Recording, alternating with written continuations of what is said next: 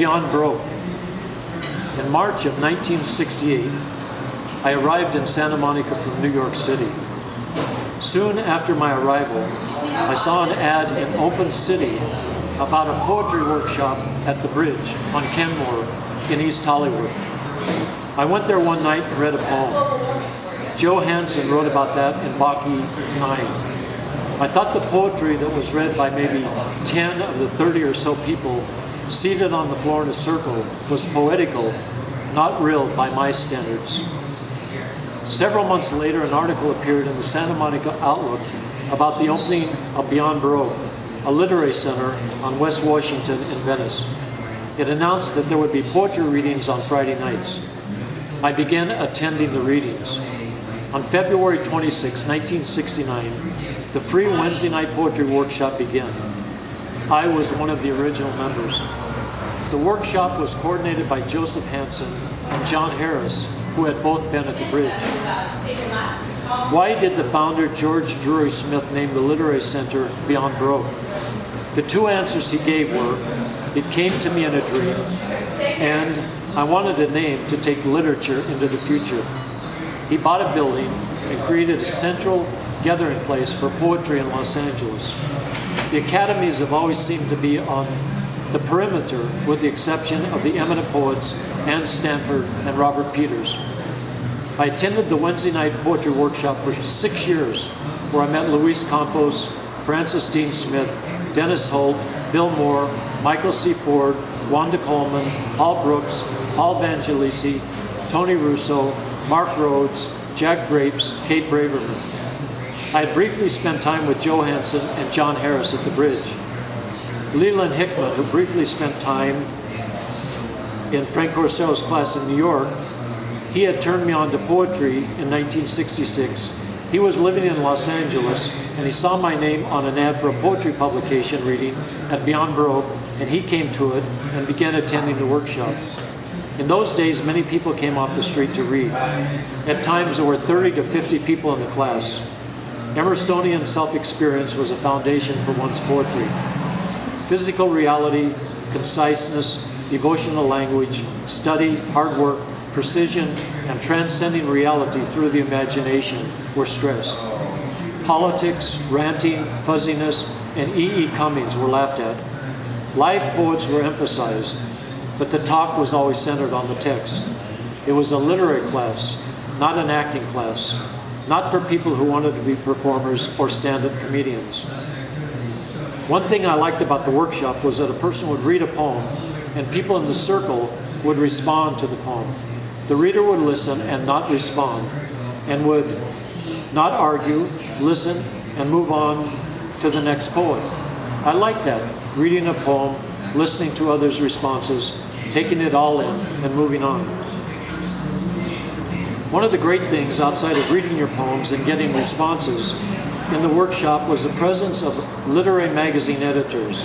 Bill Moore, Momentum, Michael C. Ford, Sunset Palms Hotel, the editors of the many Beyond Baroque Lit Mag, Manifestations, Bill and then Hickman, Baki.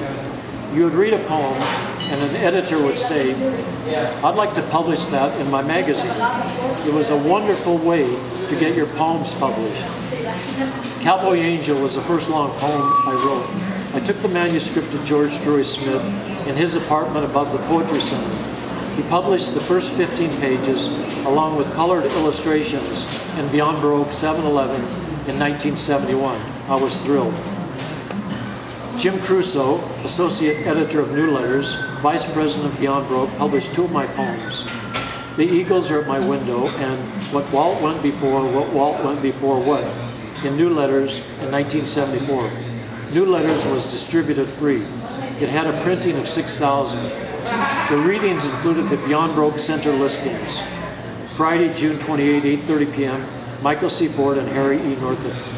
Friday, July 19, 8:30 p.m., Paul Vangelisi and A.P. Tony Russo. Sunday, July 21, 4 p.m., in the courtyard, Georgia Alwan's poetry read by Amin Alwan, accompanied by Georgia on the flute. Sunday, August 4 p.m., in the courtyard, Alvaro Cordano Hine, also performance of his trio for flutes, 1974. In the book section, Alexander Garrett wrote from Mount Alverno Press, the John Boy poems by Harry E. Northup, $4, square back, well printed. Expensive but worth it. A new and excellent poet, sharp and true with an uncommon voice. Those familiar with Santa Monica will get an extra charge of recognition. Those expecting conventional writing will be disappointed. Alexander Garrett was the #1 volunteer in Beyond Baroque's history. We all owe her a debt of gratitude. Here are a few of my personal memories of the early years of Beyond Baroque. Eleanor Zimmerman, who coordinated the Wednesday night workshop several times in response to a rhetorical poem, "Write about hamburgers." A person read a poem about something he had seen on TV, and Ed Hall said, "Don't write about something on TV because everybody already knows it." Joe Hansen said of one of Lee Hickman's poems, "That smelled of the lamp." Joe's remark made Lee furious. Friday night reading host Jim Crusoe, after hearing a person read a long poem in the open reading, "I hope to hell I never hear another bad imitation of Gilgamesh." There was a time in the early 70s when so many people were coming to the workshop that Joe and John and others didn't think that the most talented regular poets were getting enough attention. So they began a Monday night class that included Joe, John, Lee, Wanda, Francis Dean Smith, myself, and a few others. It was called the Master Class. I was honored to be in it. Lee hated the name Master Class. One night during a discussion of open form and closed form, Lee stood up and started walking back and forth in a very emotional state going on about open form and poetry. One of us gave Joe a ride home after the class, and Joe was upset about Lee's behavior, thought Lee was out of control. My son Dylan, who was born in early 1969, went with me to many Wednesday night workshops and Friday night readings. By the time he was 16, he had been to as many or more poetry events than anyone his age. Many times Frances would bring her daughter, and I remember Luis Campos bringing his son. A new woman would walk into the workshop, and Paul Brooks would write a love poem and hand it to her. The first weekend Holly Prado and I were together in 1977. We went to see John Logan read at Beyond Baroque. After the reading, we went to Peter Levitt's house to hang out with John Logan and our Beyond Baroque poet friends.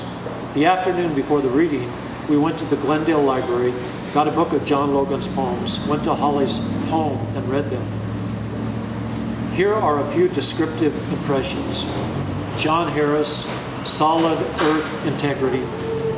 Joseph Hansen, precision, range, syllable. Leland Hickman, epic emotion drama.